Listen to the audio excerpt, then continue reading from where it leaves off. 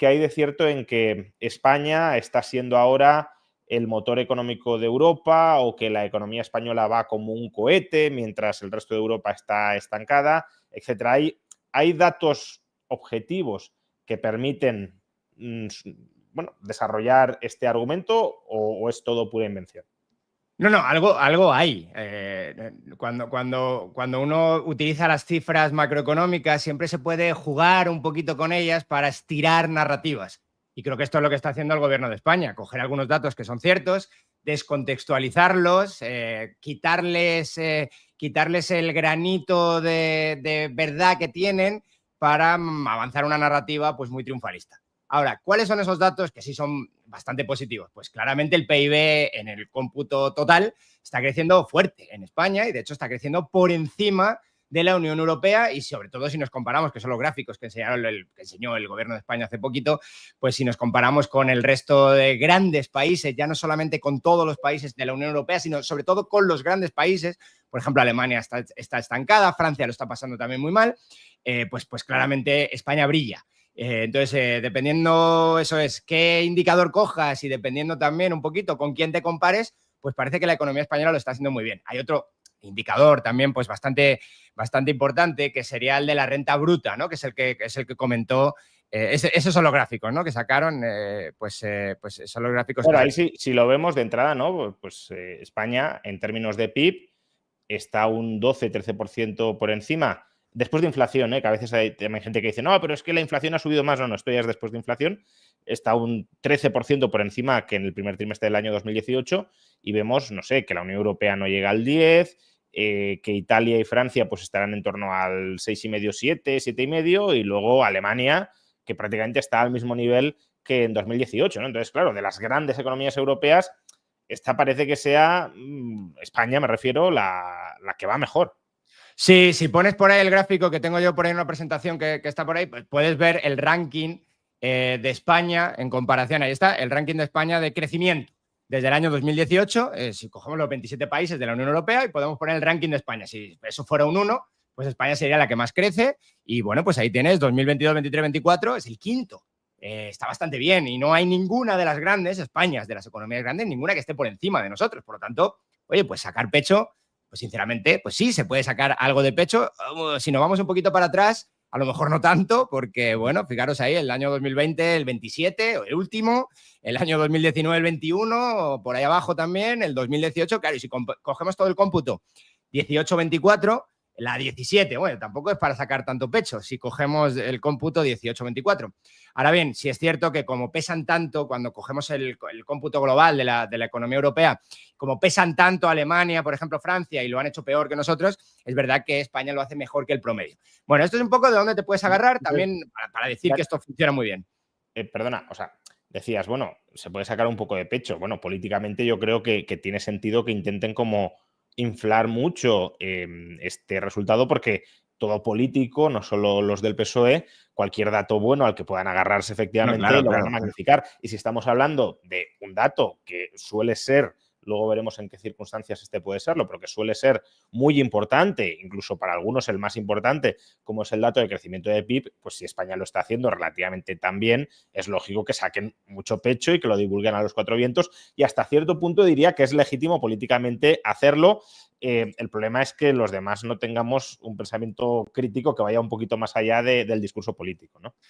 Sí, bueno, pues, pero vamos, que podemos ahondar muy rápido y o sea, de forma bastante rápida en detallitos aquí con gráficas que nos van a mostrar una imagen un poquito diferente. No digo radicalmente diferente, pero desde luego un poquito diferente. Hay algún otro indicador, por ejemplo, pues crecimiento de la población. Oye, pues el crecimiento de la población en España está siendo muy fuerte, ha sido muy fuerte principalmente por temas de migración. Y ahí lo pones ahora en la pantalla con las gráficas que hemos hecho en el centro Ruth Richardson, también de la Universidad de las Hespérides. Y ahí podemos ver que, bueno, que sí, que España crece por encima pues tanto de la Unión Europea, 27 países, como de la eurozona.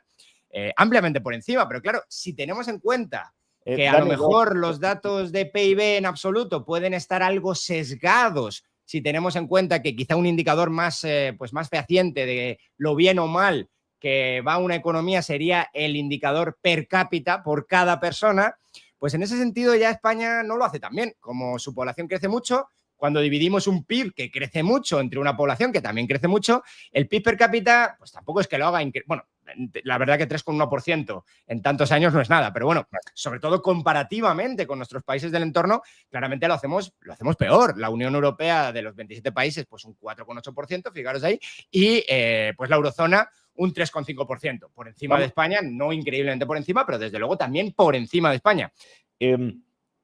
Has dicho, bueno, la población ha crecido mucho en España y eso lleva a que el PIB per cápita, ¿no? Como si el PIB per cápita es PIB dividido entre población, claro, si incrementamos el denominador, pues el PIB per cápita se diluye entre mayor número de gente y por tanto no lo está haciendo tan bien. Pero esto hay algunas personas que lo interpretan como diciendo, bueno, el PIB o el crecimiento del PIB es una variable más o menos independiente de la población. Entonces, claro, si hay más gente, dividimos población por más gente y es normal que el PIB per cápita crezca menos que en otras economías donde la población crece menos. O al revés, ¿no? Hay economías como en Italia, que no está aquí en esta tabla, pero que también se puede consultar claramente, donde la población ha caído. Entonces, claro, si miramos la renta per cápita de Italia, la renta per cápita crece mucho y algunos dicen, claro, crece mucho porque la población ha caído.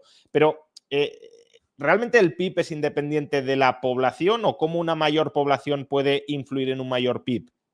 Bueno, la población, al menos la población en edad de trabajar, es un factor productivo. Por lo tanto, claro que influye en el PIB. Si hay más gente en edad de trabajar que además, pues bueno, que encuentra fehacientemente un trabajo, pues evidentemente influye en el PIB. Hay gente que te puede decir también, con la narrativa pues, del gobierno, bueno, pero es que, claro, en ese caso significa que estamos creando los trabajos.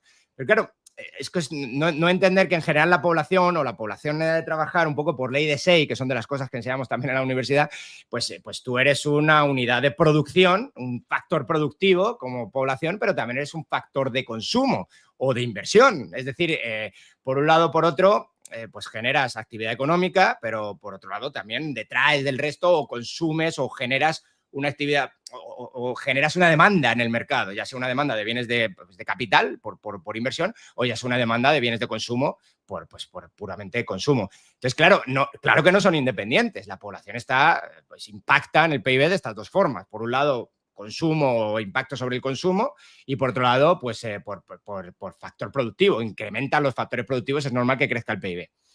Entonces, bueno, eso sería un poco la explicación a grandes rasgos. Esto es como si dijéramos, bueno, yo suelo utilizar un ejemplo para que se entienda sencillamente, ¿no? Si mañana España se anexiona a Portugal, el PIB de la Neoespaña pues habrá crecido mucho. Ahora, ¿eso significa que la economía española o portuguesa se han vuelto más ricas? No, simplemente estamos metiendo más gente produciendo cosas dentro de la unidad estadística y por tanto esa unidad estadística es mayor, ¿no? O si España volviera a tener colonias, pues obviamente el PIB de la España, bueno, colonias, no me quiero meter ahora aquí en debates históricos, pero bueno, si España vuelve a tener territorios transatlánticos, obviamente el PIB de esa gran España pues será mayor. Pero eso significa que... O si se independiza Cataluña. O si se independiza Cataluña, el PIB de España será menor. Eso significa que la parte de España sin Cataluña se ha vuelto más pobre, que la gente vive peor. No necesariamente. Ahí habría una serie de también efectos adicionales que habría que considerar, pero solo por el hecho de separar o juntar unidades estadísticas no tienes, o sea, el efecto agregado obviamente lo tienes, pero el efecto per cápita no impacta, ¿no? Sí, bueno, sí, efectivamente, o sea, esa es un poco la idea general. La idea general es bastante sencilla.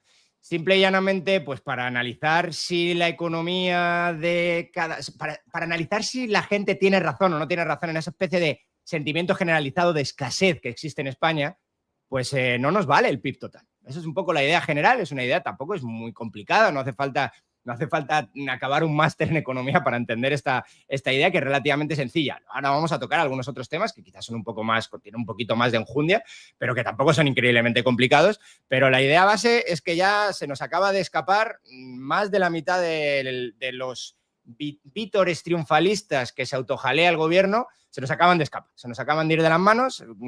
Parte del crecimiento, pues resulta que es crecimiento por simplemente un efecto poblacional y el PIB per cápita como tal, pues no se ve o se ve mucho menos. Ahora, después de que se vea mucho menos en el PIB per cápita, podemos también desagregar el PIB per cápita y ver cuáles son los elementos, igual que uno desagrega el PIB total, puedes agregar el per cápita y ver cuáles son los elementos que están creciendo y no están creciendo para ver si es justificada todas estas cosas, estas estadísticas que a veces salen del propio CIS, que también es parte del gobierno, o incluso de consultoras independientes, donde la gente dice: estoy preocupado por la crisis económica, estoy preocupado por la vivienda. Ser un país que funciona tan bien y que tiene, supuestamente también, como nos dice el gobierno, y que tiene tanta, está tan boyante económicamente, no debería estar la gente diciendo que sus primeras preocupaciones son la crisis económica. ¿Qué crisis si vivimos en bonanza? Entonces, a partir de ahí, pues podemos desagregar, como digo, el PIB per cápita. Y esta es la siguiente gráfica que estamos preparando aquí. Esto es un informe que todavía no ha salido, que vamos a publicar en las siguientes semanas. Pero aquí podemos... ¿Perdón? Que está bien tener la exclusiva, digo. Sí, bueno, aquí en tu canal la exclusiva, Juan, ya ves. Entonces, bueno, tenemos aquí, como digo, desagregado el PIB, el crecimiento del PIB de España, de la Unión Europea y de la Eurozona. Si no coinciden exactamente, son por a veces discrepancias estadísticas mínimas o por redondeos. Bueno, tenemos ahí el consumo privado. Y es que, claro, esto es lo que la gente siente.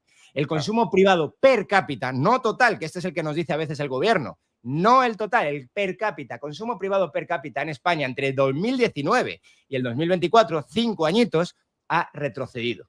No digo que Europa esté muy boyante tampoco, pero bueno, por lo menos en Europa, pues en la Unión Europea de los 27, creciendo en el 1,6%. Esto no es anual, esto es comparación 2019 contra 2024. O sea que, perdona, por aclararlo, que en 2024 el español promedio consumía privadamente menos que en 2019. Eso es. Ahora vamos exactamente a la definición de consumo público, que también es complicadita, pero sí, en términos puramente privados, consumimos menos que antes.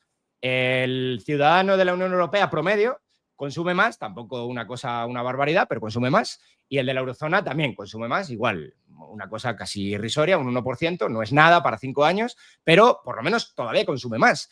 El ciudadano de España, no. Y como el ciudadano de España no, y le dicen que su economía es la mejor de Europa, pues algo choca. Y aquí podemos encontrar ya lo que empieza a chocar clarísimamente cuando van a comprar cosas. Pues resulta que sí, gastarán más que antes en términos nominales, pero en términos reales no lo hacen. De hecho, gastan menos.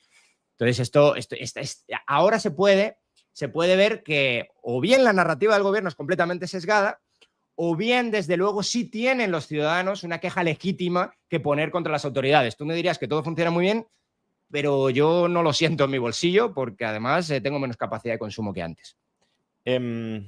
Dos cosas en esto que estás mencionando. La primera es, claro, ha aumentado mucho la población en gran medida por población inmigrante, entrada de nuevos inmigrantes. Claro, cuando decimos que en términos per cápita se consume menos, eso sigue siendo un promedio. Dicho de otra manera, eso puede significar que haya inmigrantes que a lo mejor entre 2019 y 2024 hayan entrado al país y durante esos años hayan mejorado su posición y luego haya españoles que durante esos años la hayan empeorado y por tanto consuman mucho menos que ese menos 0,2%, ¿no? Lo digo porque, por ejemplo, el grueso de la creación de empleo, no sé si tenéis también ese dato por ahí, ¿no? Pero el grueso de la creación de empleo durante los últimos años ha sido de población inmigrante. No es que los españoles estén encontrando mucho más empleo que antes, no es que se hayan creado 2 millones de puestos de trabajo para españoles que antes estaban desempleados, sino que, sobre todo, o bueno, una parte muy sustancial, es de empleo inmigrante. Entonces, claro, esos inmigrantes sí que habrán aumentado el consumo, pero a lo mejor el español que estaba desempleado o subempleado no lo ha aumentado y lo ha reducido más que ese 0,2%. Entonces, ahí hay una queja aún más legítima, digamos. Sí, bueno, aparte que está generando mucho problema también en términos ciertos tipos de migración, no toda la migración, pero está generando problemas de inseguridad ciudadana ya cada vez más patentes. Y, bueno, claro, pero bueno, claro. Yo hablo de lo que... Pero económicamente también, sí, ¿no? económicamente. Luego, por supuesto, podemos hablar de otros temas más sociales, si lo queremos, o más de seguridad ciudadana, pero económicamente lo que me refiero es que esa media incluso puede ser engañosa porque no es Totalmente. que el español promedio de 2019 consuma un 0,2% menos que el español promedio de 2024. A lo mejor el español, no lo sé, no tengo el dato, pero podría darse el caso de que el español promedio de 2024 consuma aún menos que ese 0,2% con respecto a 2019. Y totalmente, y otro tipo de redistribución muy parecida a la que tú estás comentando, pero entre población joven y población más mayor, que no sé si queremos hablar ahora de eso también, porque luego otro jaleo también. Es otro jaleo bastante importante, pero claro, durante todos estos años, sobre todo los últimos 2, 3, 4 años, los alquileres pues se han disparado con razón probablemente, pero en cualquier caso se han disparado. Hay una restricción muy fuerte en el mercado de la vivienda y esto está generando también ganadores y perdedores en capacidad de consumo. Por tanto, ese menos 0,2% quizá está escondiendo todavía cosas como que trabajadores jóvenes españoles, ya fíjate, estamos hablando ya, yendo al detallito, trabajadores jóvenes españoles o incluso cualquier persona que esté trabajando española, pues lo esté pasando muy, muy mal. Es decir, esté viendo como partes de su ingreso constantemente están siendo utilizadas para vivienda o para alimentación, mientras que pues, el consumo discrecional, que esta gráfica no la tengo aquí, pero también la vamos a sacar y la tengo escondida en algún lugar, el consumo discrecional haya caído.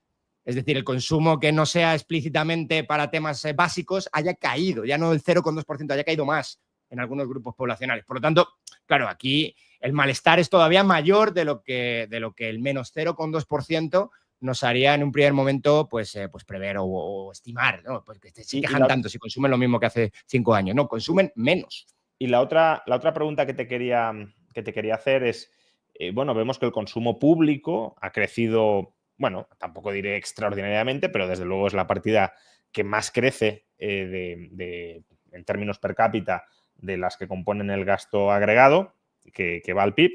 Y uno podría decir, bueno, vale, el consumo privado cae, pero a cambio recibimos más servicios públicos, que en última instancia es lo que refleja ese mayor consumo público, ¿no? Que los servicios que proporciona el Estado a la sociedad, la producción estatal para la sociedad se ha incrementado. Sin embargo, si puedes, explícanos también cómo se contabiliza o cómo se mide el valor que dentro de estos agregados macroeconómicos de contabilidad nacional que genera el sector público, ¿no? Porque, claro, en principio, si un precio sube de algo, podemos decir que se ha vuelto más relativamente escaso o que tiene más prestaciones y por tanto es más valioso, pero el hecho de que el consumo público suba, ¿eso implica necesariamente que la calidad y disponibilidad de servicios públicos que recibe la sociedad ha mejorado? No, para nada, para nada. Podría ser, pero no lo sabemos. ¿Por qué? Porque, bueno, como se calcula el consumo privado es bastante fácil. Es pues precios, cantidad y pues ahí se va el consumo privado. Precios, evidentemente, estos están en términos reales para que no haya el efecto inflación, claro, y ya está.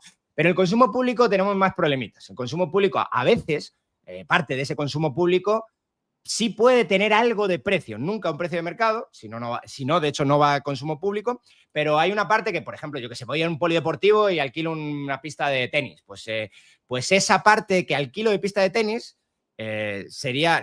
curiosamente esa parte se va a consumo privado y todo lo demás, todo lo que esté subvencionado por el Estado es consumo público. Ahora, ¿cómo calculamos el consumo público? No hay precios. Como no hay precios, ¿cómo lo hacemos? A los factores de producción, es decir, ¿cuánto cuesta proveerlo? Por lo tanto, si por ejemplo lo que tenemos son subidas salariales de los que por cierto es la mayor partida dentro del consumo público, si tenemos subidas salariales de los funcionarios, pues la subida salarial del funcionario repercuta o no repercuta, eso ya serán cosas de detalle y en cada caso, en cada circunstancia concreta, pero si suben los costes por salarios, si simplemente le pagamos más a los trabajadores públicos y no dan un mejor servicio, a pesar de eso, el consumo público sube.